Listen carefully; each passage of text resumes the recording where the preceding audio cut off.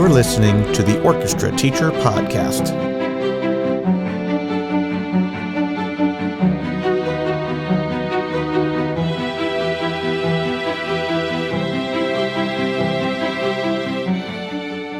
Welcome, everyone, to the Orchestra Teacher Podcast. Dr. Charles Laux here. I'm super excited. I have a guest from the Buckeye State of Ohio, and this is our episode number 118. Our guest today is a middle school teacher, and she has some awesome experiences to share with you today, and we'll hopefully learn a whole bunch from. Welcome to the podcast, Abby Miles. It is great to have you here, and I'm really excited that you were able to come on today. Yeah, thanks so much for having me. I've watched lots of these episodes and love hearing all the great things other people say. So hopefully I can. Is it going to be weird now that you've listened to a whole bunch of episodes? Be weird that now you're like on the podcast? Yeah, it's a very like not a full circle experience, right. But it's definitely going to be something different. Is this so? Let me ask. So right now you are in what year of your teaching career? I'm in year 7. Okay, perfect. Mm-hmm. So you figured it out. You got it down. Maybe, yeah. Yes, maybe. Well, so you came highly recommended. I forget who actually recommended you. You came highly recommended, and so tell us a little bit about your I guess your training and where you were and where you are now, because I know you started a new position this year, which is probably really exciting and also a lot of work at the same time. Yes. Yeah. So I grew up in the Columbus area. I went to Dublin City Schools. Oh, okay. That was the program I went through. So Stacy Lemke was my orchestra teacher for a long, long time. Oh. So I had a very good experience in Dublin City Schools. I did orchestra and choir, which was a really nice experience, and both of them helped me out. One helped the other, which was great. And then after I graduated, I went to Baldwin Wallace University and did my undergraduate degree there. And for those that are listening that don't know anything about Baldwin Wallace, can you tell us a little bit about that university? I know it's a smaller school outside of Cleveland. Yeah. So when I figured out what Baldwin Wallace was, first, I had no idea what it was, because there's so many universities in the state of Ohio. Yes, there are a lot of choices. Huge amount. So initially when I found it, I was actually interested in music therapy, and I knew I wanted to stay in the state of Ohio. Yeah. And Baldwin Wallace was at that time one of like 3 schools. Right. I know my alma mater, Ohio University, had music therapy. I'm guessing they still do. And that was pretty well known. But yeah, I didn't know BW had one. Cool. Yeah. So that's how I found the school, because it was such a niche degree. And then I also was interested in music education, and that's how I found Baldwin Wallace. So it's a very small conservatory school up by Cleveland. And on average, my whole music education class, when we graduated, I think we had about 15 to 20 people. That's awesome, though. I mean, like very personalized experience. I'm sure that, did you have most of your classes with professors, not necessarily like TAs and things like that, right? Yeah. So BW didn't have a grad school for anything for music. So I had everything was with my professors. There was no TAs, Is that the greatest? Which was a really great experience. Yeah, yes. Yeah. When you go to a smaller music school like that, you get that. I went to Ohio U, and even though it was a larger school than BW, I don't think I had any TAs for any classes. So it was just very personalized, and those professors just were so inspirational, and I got such a great experience there. So very cool. Yeah. Very cool when you have it. Yeah. So went to BW, and then now I'm working on my master's at Ohio State. So more schooling for me, but it's been awesome. And I'm studying with Dr. Lofdahl there. Yes. And she has just been super amazing. And the whole faculty there have been really great, especially for me. I was still teaching up in Perrysburg. So they offered me this really nice opportunity to kind of experiment for them, long distance learning and still getting a master's online degree. Then. So a little bit online, but my summers would be in person. Sure. So that's a great way to do it. Especially when like Perrysburg to Columbus is a few hours, right? At least it's 2 hours. About a 2-hour drive. Yeah. So fortunately, I still had family here. So when I came back, I had people to stay with over the summer, which was really nice. That is great. So when you tell us now. So you were in Perrysburg for how long? I started my career in Perrysburg. I was there for 6 years. Okay. Yeah. And my first year of teaching was 2019 to 2020. So it was quite the first year of teaching. You learned from the School of Hard Knocks, that's for sure. When most people are wanting to just like hang it up and quit, you're like, I'm just starting. Right. Yeah. So I was very lucky going to Perrysburg. I had an incredible team of colleagues and orchestra teachers that taught there. So the other people I worked with was Michael Smith, Betsy Cranston, and Kathleen Schneier. Those were my other orchestra teachers that I worked with. I met all of them years ago in 2010. I think I'd done the regional orchestra there. And they're great people and an awesome program there, and just a lot of energy, a lot of positive energy moving, growing that program. So it's great, probably great to be a part of that.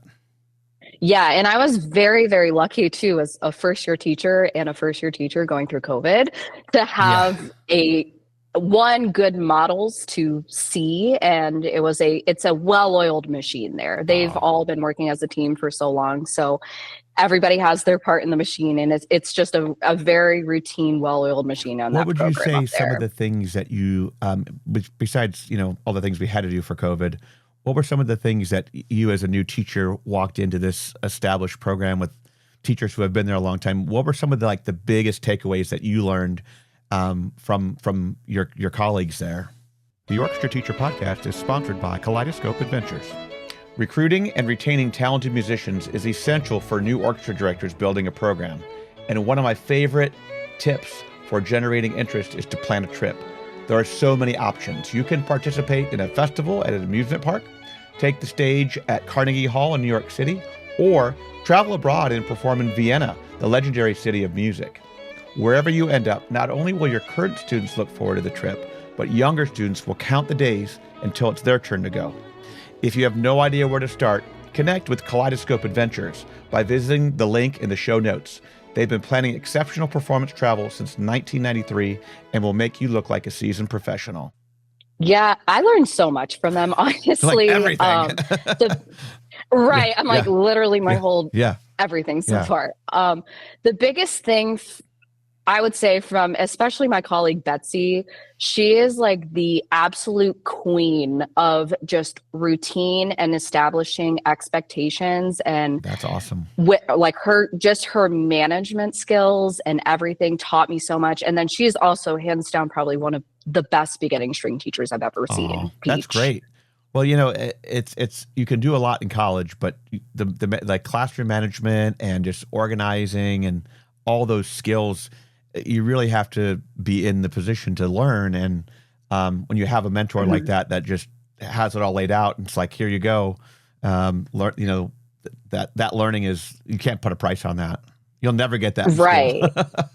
Right. And it was just the routines, the management. And then one of my other colleagues, it was just figuring out how do you pick repertoire and how do you find things that are appropriate? Yeah. Because that's something I think everybody takes a long time to kind of figure out what is the correct repertoire. I'm still correct, figuring that out.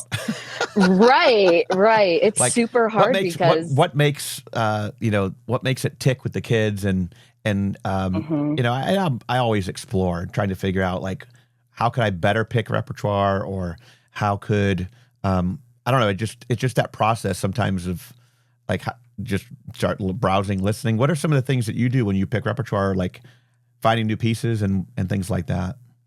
Yeah. So when especially if I'm doing bigger programs, I usually try to do, a good opener, something in the middle, like melodic or slow. I like to have three contrasting things. I took we took two of our groups to ASTA a couple years ago. And when I was programming, so when I was programming for my group, you have to fill up 40 minutes of time.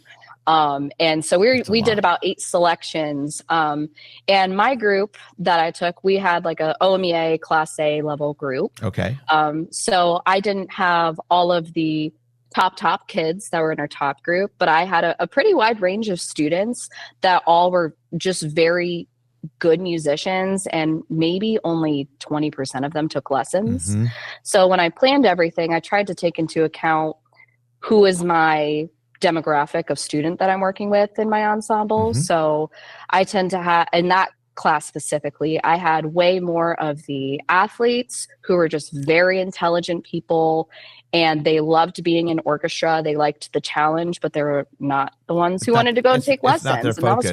Right. Mm-hmm. But you can't exclude those students, because we want everybody to have the experience, and whether they take it and they embrace it and they're practicing 24/7, or they just like to come to class, we have to embrace all of those students. Right. So I like to think about who is my demographic, and then that kind of helps me decide, is this going to be a push piece? Is this going to be like that bread and butter piece in the middle that's not too much, not too little, and what's going to be easier? So I try to think about that demographic of kid that's in front of me. And then I also try to think too about just representation and different styles. So am I representing different composers? Do I have people of color? Do I have LGBTQ composers? Do I have XYZ, all different types of composers? And also I try to find pieces that I feel my students can relate to. So we had quite a few students that were like of the Muslim faith up in that area. We had a very big Islamic temple up in that area. So I remember one time I programmed Isma. It's a really great, it's a really good tune. Yeah, it's a really good tune, like a Middle Eastern tune. And I had a student who, because in it they do some percussive sounds, which is supposed to replicate the darbuka. And I told my students about it. We did a whole spiel about it and told them all about the instruments and the percussive sounds and how that type of music is different than what we're used to with like Western European music. Right. That's awesome. And one of my students, after we were done, she was like, thank you so much for picking. Like, I feel like this shows me, like this piece actually represents me. That is cool. And she even too, she's like, here, listen to this recording of what the theme of this actually is. And she played it for me, and she had a darbuka, and she was like, can I come in and show you? And so it's just really cool to try and find music that resonates with your kids at a much deeper level than, it's just a cool song, Right. And what was the name of that piece again? Isma, ISMA, and then there's apostrophe and an A. It translates to listen. Listen. Okay. And do you know the composer offhand? I know I'm putting you on the spot. I don't. I can't. I don't. Maybe we'll look it up, and I'll link it in the notes on the episode here if anybody's interested. Now I'm interested too. So, what grade level would you say that is? It was maybe like 2 to 3. Okay. Yeah. It has a lot of the harmonic minory scales. So that's a really good one when you're talking about harmonic minor, and that's awesome. How to represent that skill, and it's really nice. Cool. That's great. So then, in Perrysburg, you were there for 7 years, you said, and so now you've moved to a new place. Yes. Tell us about your new digs. Yeah. So I am now teaching in Dublin City Schools at Eversole Run Middle School. Yeah. Yes, right outside Columbus. I am at one of 5 middle schools. We have a very large district. Yeah. For Ohio. For Ohio, yes. We're one of the biggest and one of the fastest growing as well. Yeah. Because your middle school was built, you said, before we started recording in 2021? Yes, yeah, so 2021. Pretty new school. It's pretty new. Yeah. So my predecessor opened the school, and he was here for those first couple of years and helped get everything started. And now I came in with, at least somewhat of a foundation, which was great. Yeah. And very thankful that, it could be a lot to start a brand new building and be the first one. So it is. Yes. Yeah. So I'm glad that he was able to, kind of lay the foundation a little bit for me. Did all that work. I was like, I don't have to deal with that, Right. Yeah. Right. Well, because I opened a new middle school when I was my second year teaching, and we didn't have instruments like cellos and basses for 9 weeks because they were on back order. We started the school year. Oh my gosh. So it was a lot of rhythm drills, and there were kids that did have instruments that rented them, but it was a tough way to open a new school, but we figured it out after we finally got everything in. But that was one of my stories from a long time ago of just, it was crazy start of the school year. And I was the new teacher, and the students loved their former teacher because they all came from different buildings and they loved. It was a little rough start, but. Right. Oh my gosh. I couldn't even imagine. I would be, oh my gosh. It was hard. So this is great. So, and tell us about your program, how many classes you have, how many students are, and do you go to other schools too? I remember when I taught in Ohio, I had to go to some other schools as well. Yeah. So, this gig, I get to stay in one building all day long. That's great. Which is great. Sometimes I did like the travel time. You could get in your car and get out of the building, get fresh air and move your body a little bit. Yeah, except for when it's snowing. That's no fun. That is, right. Yes. Or raining, but yeah. Yeah. So I'm all in one building. Nice. We run, the building I'm in is 6th through 8th grade. Yes. But our whole strings program, our younger strings program is actually, we start in 5th grade. Right. So the 6th through 8th graders, I see them like here in the building, they're here at the school, and the 5th graders all get bused to me in the morning. And I see, yes. And they technically start before school. Okay. So before their school time, because the middle school starts earlier. Okay. So I have 3 elementaries that get bused to me that I see on a little rotation. Wow. And then our 6th and 7th graders are on an AB schedule rotation. So I see them 2 to 3 days a week. Is it a block schedule? No, they still have their periods and everything. But you only see them every other day. Yeah, I only see them every other day. So the days they're opposite of me is their study center academic time. Mm-hmm. Okay. Too bad you can't have them every day, right?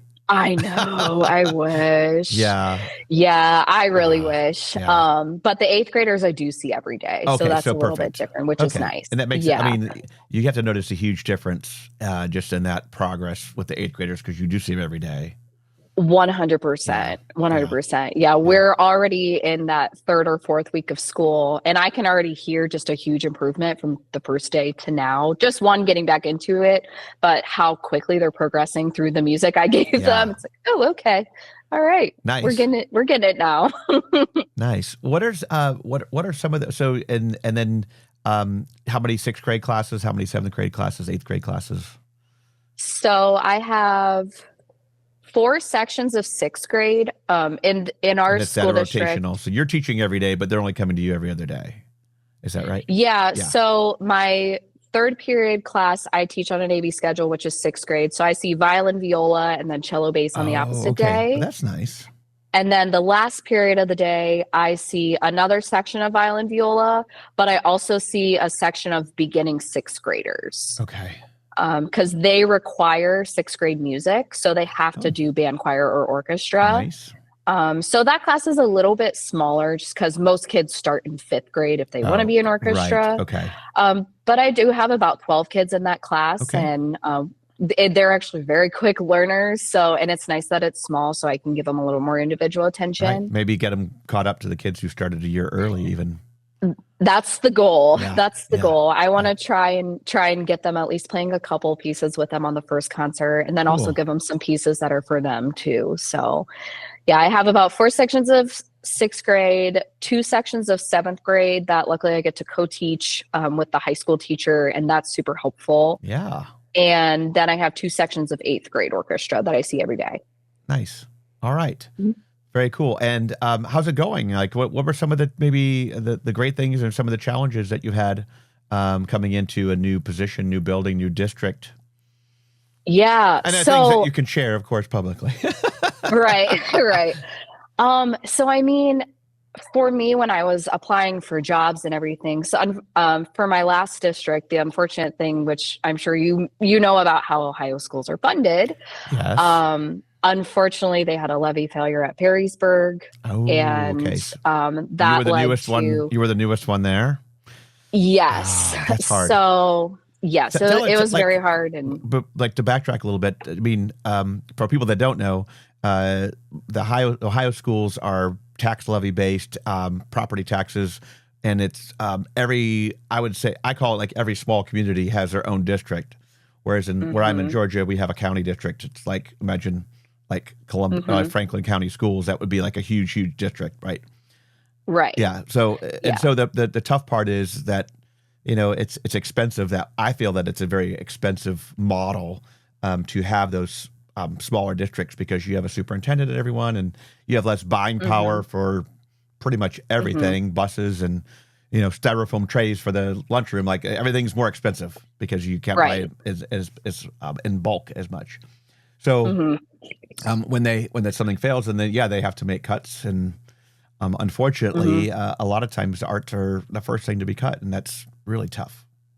Yeah, so they had to scale back on some positions, which was very unfortunate. But honestly, that district was very, very supportive of the arts. Like, prior to, I felt very supported by my administration when I was there. It's just the unfortunate downfall of the way that Ohio schools are funded. Right. And so you were on the job hunt right away as soon as you knew that was going to happen. And so I was on the job hunt, and I knew eventually at some point in my life that I would want to maybe get back to Columbus or Cleveland area, just because I have family there. Home. Yeah. Yeah. So I luckily had heard some rumblings about some potential openings, and was talking with my predecessor. I knew him pretty well.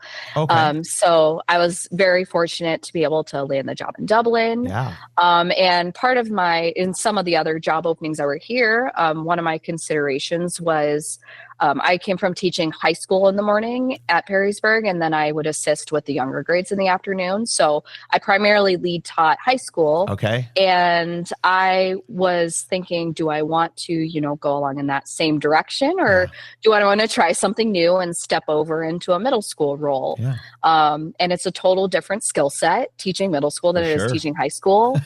It's a very different skill set. Level. 100%. Right. Yeah. When you got those high school kids that come in, like my second period kids, like barely awake, and then middle school kid, doesn't matter what time of day, it's like boom. Yeah. And with high schoolers, it's you're spending so much time, like, one is just trying to get them energized a little bit, get them excited, even though the thing is, though, they're like internally excited, but they're just too cool to show it, Oh, for sure. Too cool to show it. Yeah. But the thing that is nice with high schoolers, I mean, you can do those super high level music making things, like very, very high level repertoire and all that, which is great and cool. And with middle school, I mean, you can still do very musical things with middle school. Absolutely. It's just a totally different skill set of, you're getting them started, you're building up those stepping stones for them to be able to get there. Yeah. So it's been, both a challenge, but also a great direction for me, because I'm enjoying, what I do like the energy level. Sometimes the middle schoolers can be a little chatty. Yeah. But it's energizing for me. I kind of feed off of energies a little bit. So when I have the energy, it really helps me teach better. I think. I feel the same way. It just keeps you going. And it can sometimes be, dare I say, dreadful when you have a class that's just like dead in the water. And you're like, come on, let's go, guys. Like, you have to get them pumped up, and it's sometimes challenging to do that. Right, exactly. Yeah. So, and that was, one thing, especially starting I started my career teaching high school, and, that age gap was very hard for me at the beginning, 22-year-old you're only and 18-year-old kids. So, that took me a long time to, figure out that balance of being that age gap, and, how do I did they ever secure myself as the adult? But did they ever? Yeah. I mean, do you ever get challenged by some of your older kids, especially like your first year, and you have seniors who you feel like there were some challenges?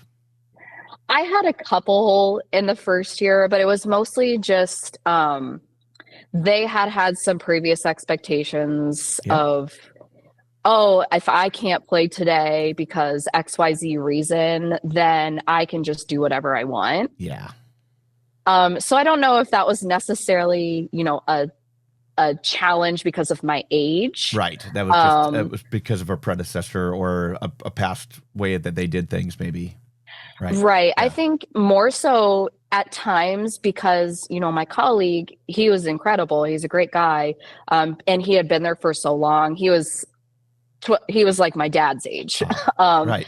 So sometimes because I was so young, there would be parents that would, let's skip over her and talk to the real adult. Okay. That's hard. Yeah. Yeah.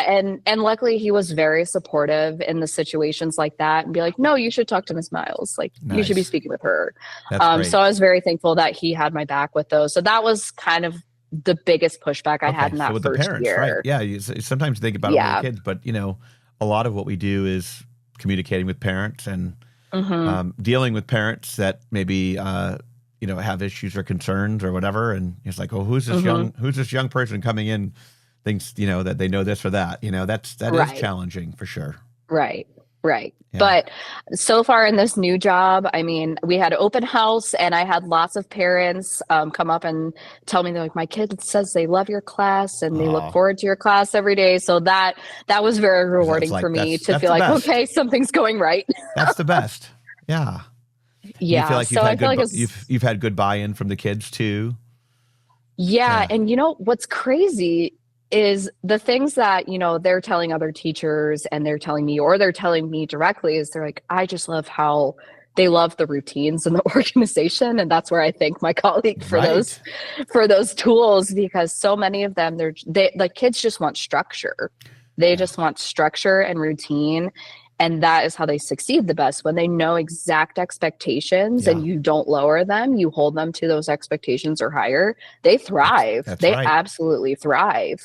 Yeah. I mean, I think that's a huge part of having a successful class, successful program, is that the organization is really good. And, you've planned the lessons, they know what they're going to do.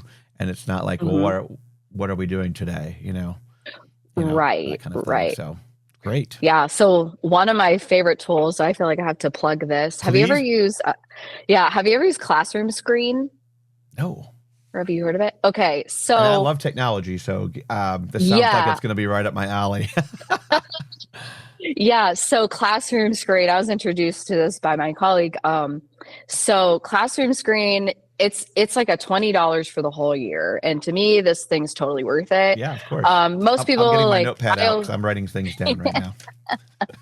So it's in lieu of, Google Slides or a slideshow. Sure. Okay. And you can make a slideshow on it, but the thing that's cool about it is it has interactive widgets that you can put on the screen. Fun. So you can change your backgrounds, whatever. But the thing that I really love about it is, one, you can put a clock widget and it'll actively keep going in the date and it'll change on its own. You don't have to change anything. You can do concert countdowns and it'll change it for you. Nice. You don't have to sit there and think, oh, how many days wait, left? Was it 7 days 2 days ago, or is today 7 days? Yeah, that's great. So countdown clock. And then the other tool that I've used too is because usually, at the beginning of class, kids are getting things set up. The and first it takes one, a little bit of time. So we can plug it again. What was it called? The first one you were just talking about? ClassroomScreen. ClassroomScreen. Is that like .com? I think it's classroomscreen.com. If you just Google ClassroomScreen, it's like one of the first things to pop up. I'm definitely checking that out. That sounds fun. Yeah.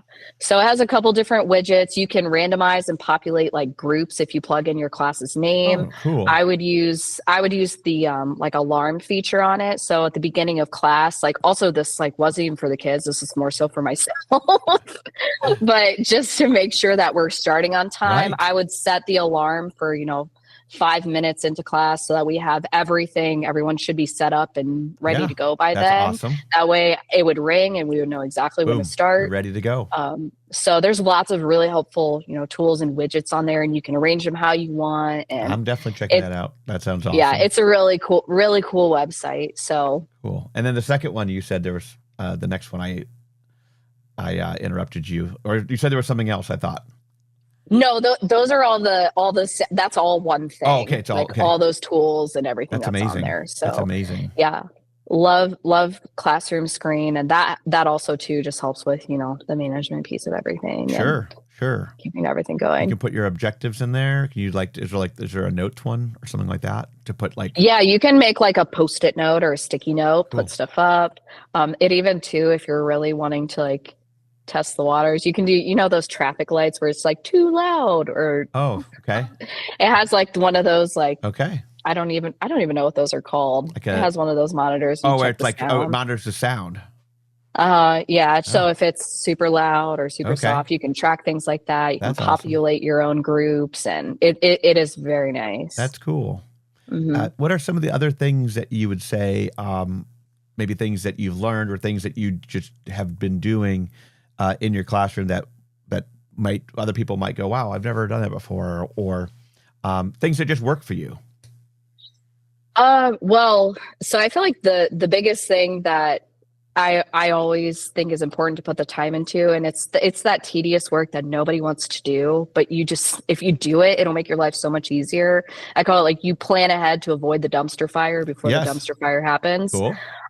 So, just having everything is labeled and it's very clearly labeled. So every kid has their spot number, their locker number. You have everything posted so that there's no way that they won't know what it is. I always have name tags on the stand too. Okay. So, and I keep them the same color. So every one of my 8th grade classes has their own colors. So one class is pink and one class is orange. One that helps me learn their name faster. Sure. But it can also be a safety thing. It can help with safety too. So I always make sure that their name tags are changed, and you learn where kids sit. And I always tell the kids, like, hey, if there were an emergency and I needed to look out and see who was missing from their chair, like I can see right away. That's awesome. Okay.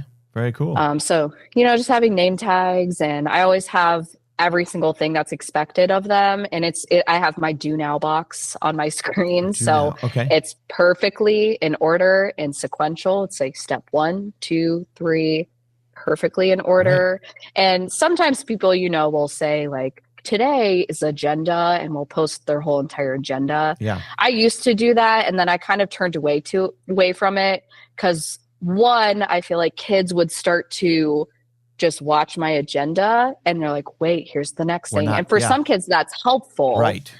But then also there's times where, you don't get to your whole agenda. No, you have to be spontaneous. Like, I mean, a lot of what we do is, spontaneous, just feedback. The rehearsal goes differently.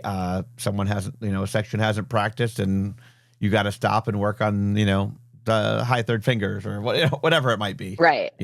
Right. So I think, music educators, we do this a lot. We have to be spontaneous, and, our assessment every day when we're listening to our kids is, how are they right now?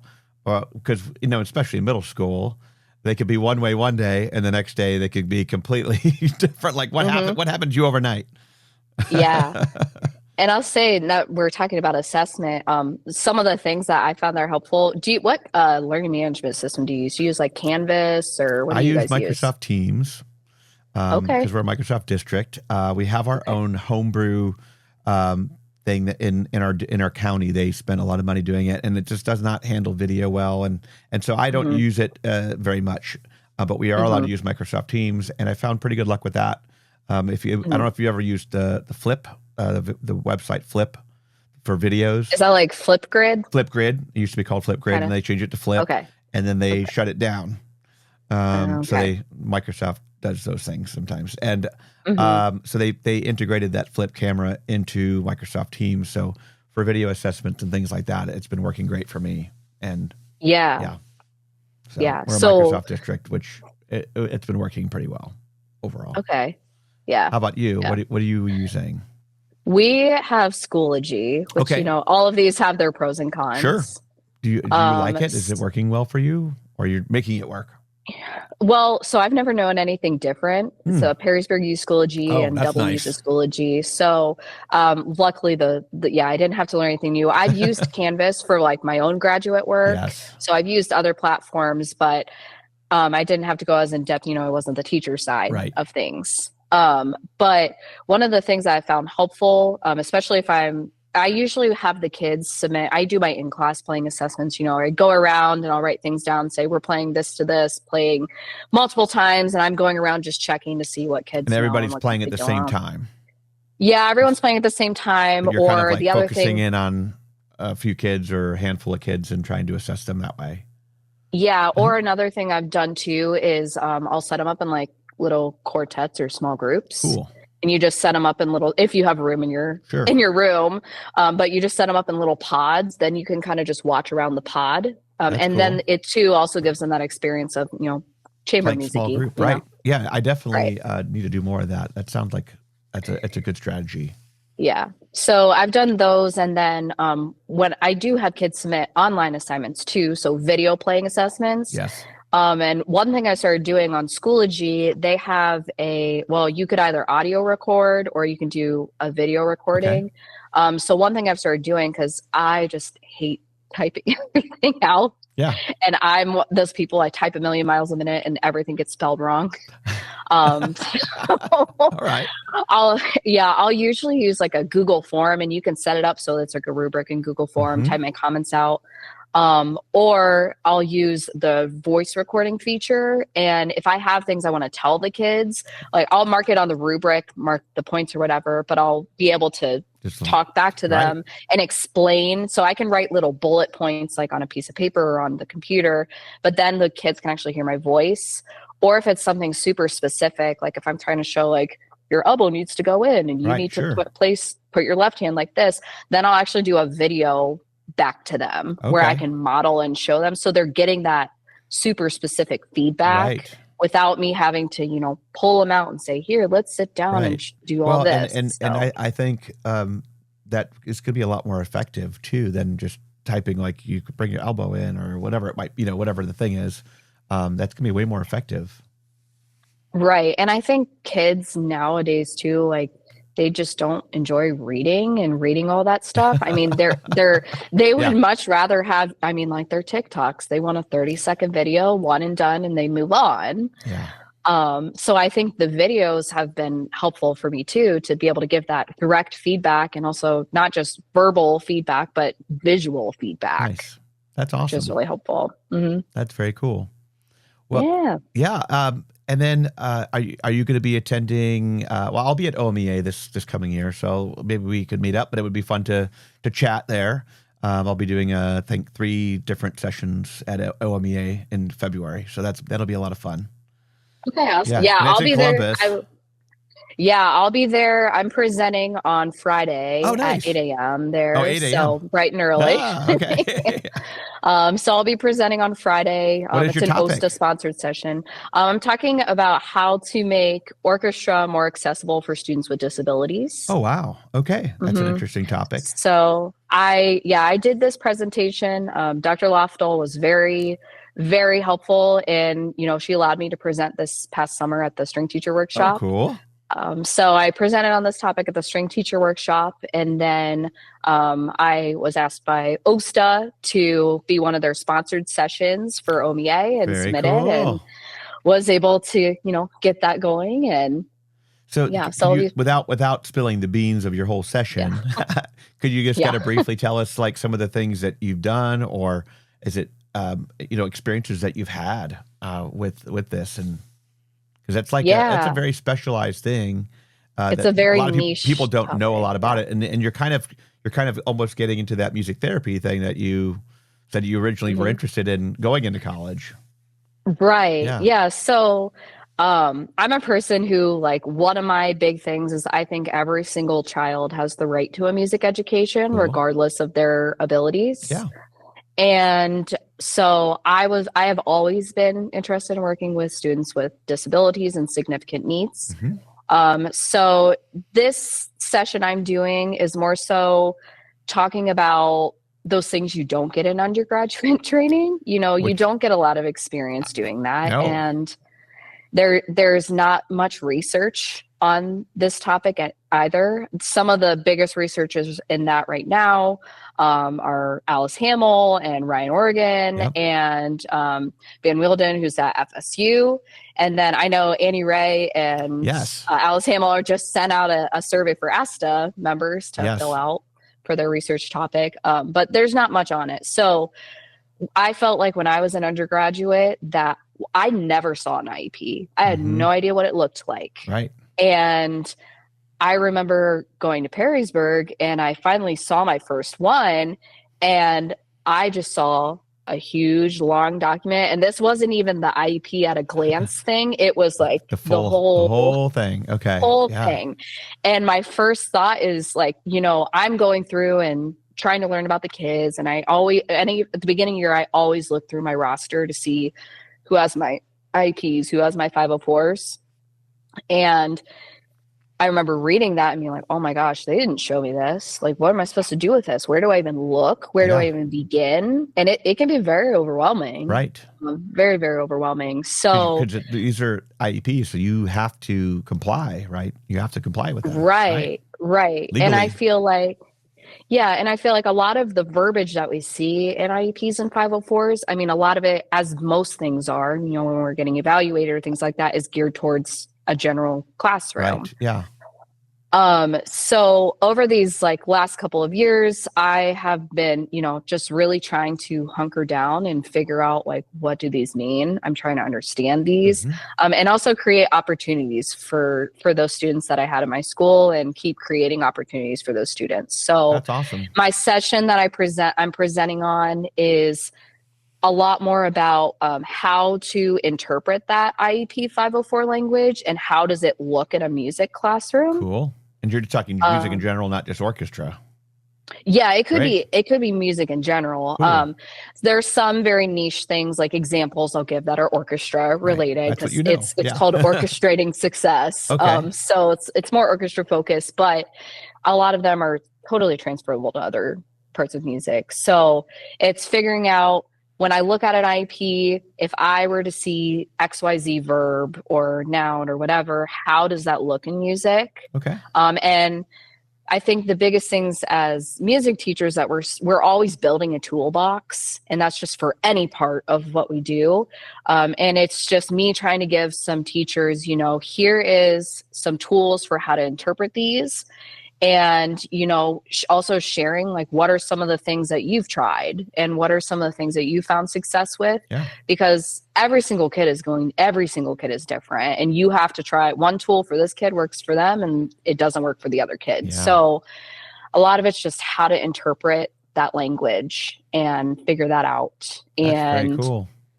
How can we create opportunities for them, and what are some options? What are some things you could try? So when I was in Perrysburg, I started 2 initiatives for some students with disabilities. Specifically, the students that I saw were more of the moderate to intense students. So a lot of them were more in one classroom all day. Wow. So I had started an adaptive music class when I was there.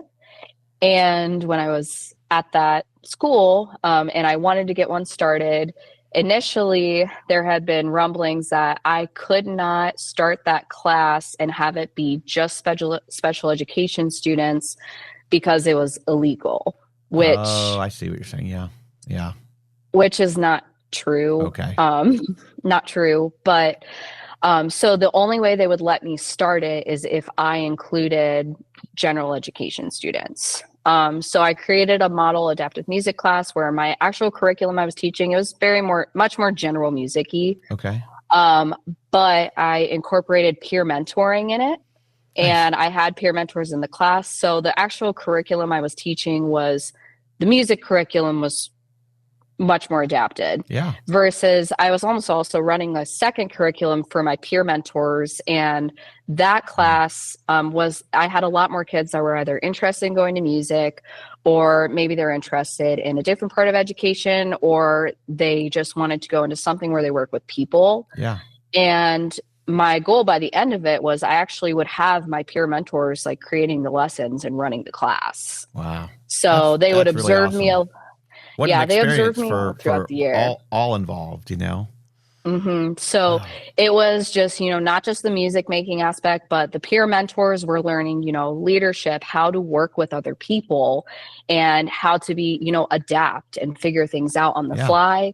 And then also for my other students in the class, they're working on their social skills. They're learning how to interact with other people. And I would always start my morning with, a daily question, and it would be something super easy and simple, like, what's your favorite food? What do you like to do when you go to the park, or things like that? And I would always have the kids start the class with conversation. They would always talk and interact with each other. And then we would have lots of activities where they were working one-on-one together. So the social aspect, I saw so much growth in those students with their social skills. That's awesome. So that, and then we also had a United Sound chapter too, which right. Yeah, we have several here in our area, and it's just great. It's just it's an amazing program. We both said at the same time. Yeah. Yeah, exactly. It's an amazing program, and it truly changed my life. I initially found out about it when Bill Bitter took his group to Midwest, when we went to Midwest. And when I saw that, I'm like, why don't we have that? We need to do that, because it's amazing. It was just what I was looking for. Right. So we got one going, and we had quite a few kids interested in it, and all the kids, they all just told me how much it changed their life. I had some kids just totally change their trajectory halfway through high school. They're like, I want to be a music teacher. I want to do this. Good job. So that's awesome. Love that organization, and I'm hoping I can get one started here in Dublin once I get my feet established here. But you got to get settled, get everything in line. And so I'm guessing, this is just a guess, but you might be doing something with this for a master's thesis. So actually, so I thought about doing that as my master's thesis. But I think the reality of that situation is that is a dissertation. There you go. Well, what I want. There'll be time. You're in year 7 teaching, so you'll have your time for that. Yeah, and that's great. I mean, and if you have a dissertation topic, I mean, I had my whole thing was intonation, and using drones and whatever. And so for me, it was like, if I ever have to do that, like, this is something I believe in. And so when you do a dissertation, it has to be like in your heart, and has to be something that you firmly believe in. Otherwise, it's so much work. And like, how can you write 100-some pages on something that you like kind of care about? Or 200.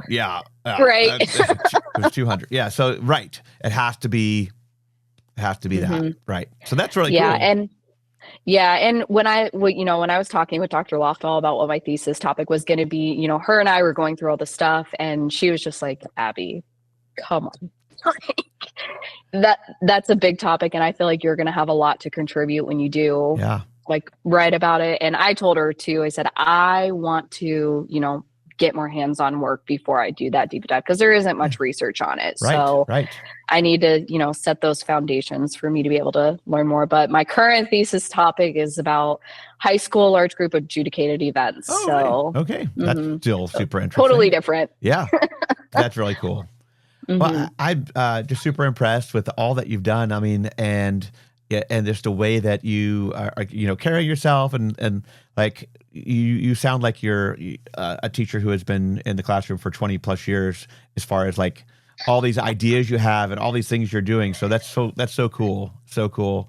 And it's no wonder you came so highly recommended to have on here. So, but Abby, thank you so much for your time coming out to be on the podcast. Yeah, thanks for having me. I really appreciate it. It's super fun. And everyone out there listening, I thank you for being here and for supporting us. But we will see you all next time on the Orchestra Teacher Podcast. Bye, everybody.